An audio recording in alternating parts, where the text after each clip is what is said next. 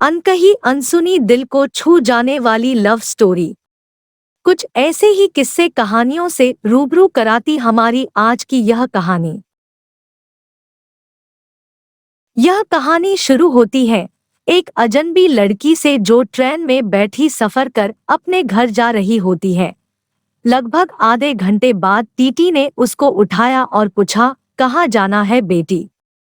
Uncle, Delhi तक जाना है, उसने घबराहट और मासूमियत भरे लहजे में कहा।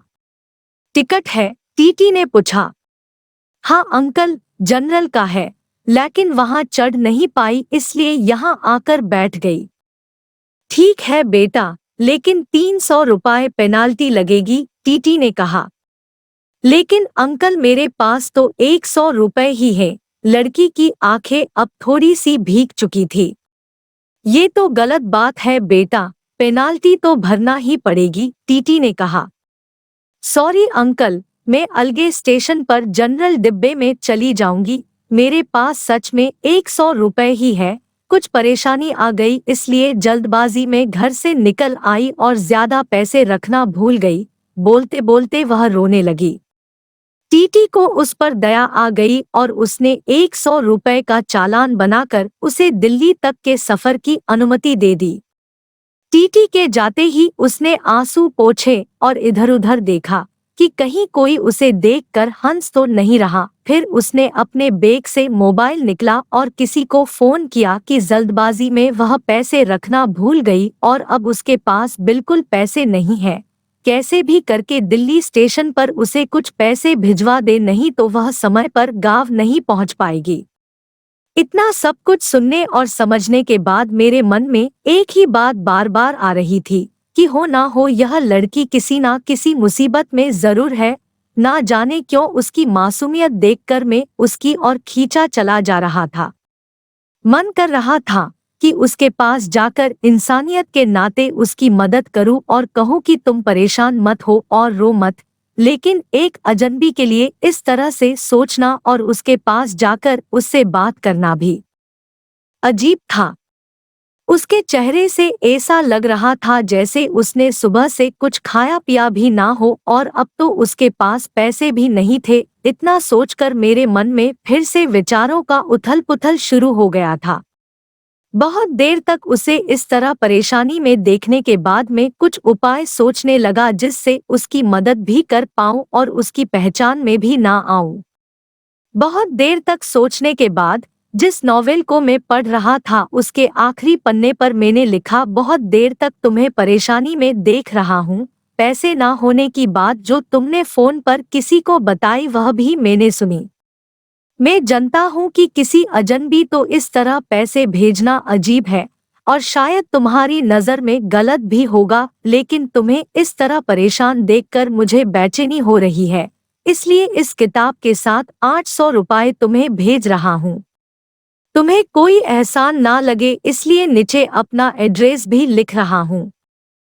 जब तुम्हें सही लगे तुम मुझे यह पैसे वापस भी भेज सकती हो, वैसे मैं नहीं चाहूंगा कि तुम मुझे यह पैसे वापस करो। एक अजनबी हमसफर। एक चाय वाले के हाथों मैंने वह किताब उस लड़की को देने को कहा और चाय वाले को उस लड़की को मेरे बारे में बताने को मना किया। किताब और उसमें रखे पैसे मिलते ही लड़की ने मुड़कर इधर उधर देखा, लेकिन तब तक मैं अपनी बर्थ पर कंबल ओढ़कर सो गया था। उसे ट्रेन के उस डिब्बे की भीड़ में कोई भी नहीं दिखा जो उसकी ओर देख रहा हो।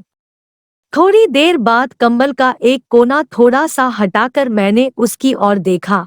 पैसे पाकर अब उसके चेहरे पर एक चमक आ चुकी थी और सुर्ख पड़े होठों पर एक मुस्कुराहट थी। उस दिन उसकी वह मुस्कुराहट देखकर ऐसा लगा जैसे कई सालों से मुझे बस इसी मुस्कुराहट का इंतजार था।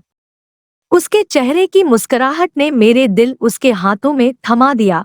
थोड़ी थोड़ी देर में मैं चादर का कोना हटाकर उसकी ओर देखकर मैं सांसें ले रहा था। पता ही नहीं चला कब मेरी आंख लग गई।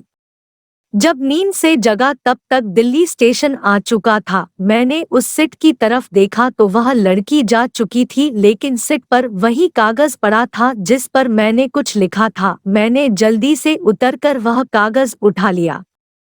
कागज की दूसरी ओर उसने लिखा था, थैंक यू। मेरे अजनबी हमसफर, आपका यह एहसान मैं जिंदगी भर नहीं भूलूंगी। मेरी माँ आज मुझे छोड़कर चली गई है। घर में मेरे अलावा कोई भी नहीं है, इसलिए आनन फानन में घर जा रही हूँ। आज आपके दिए इन पैसों से मैं अपनी माँ को शमशान जाने से पहले एक बार देख पाऊंगी।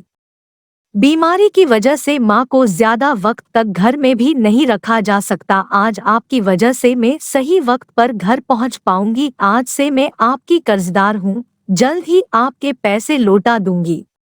उस दिन से उसकी वह नम आंखें और मुस्कुराहट मेरे जीने की वजह बन गई। हर रोज पोस्टमैन का इंतजार करता और उससे पूछता शायद किसी दिन उसका कोई खत आ जाए। आज 2 साल बाद एक खत मिला। लिखा था, आपका कर्ज मैं अदा करना चाहती हूँ, लेकिन खत के जरिए नहीं, आपसे मिलकर। नीचे मिलने की जगह का पता लिखा था और आखिर में लिखा था, तुम्हारी अजनबी हमसफर। आशा है आपको हमारी कहानी पसंद आई। ऐसी ही अच्छी कहानियों के लिए हमारे चैनल को लाइक और सब्सक्राइब करें। धन्यवाद।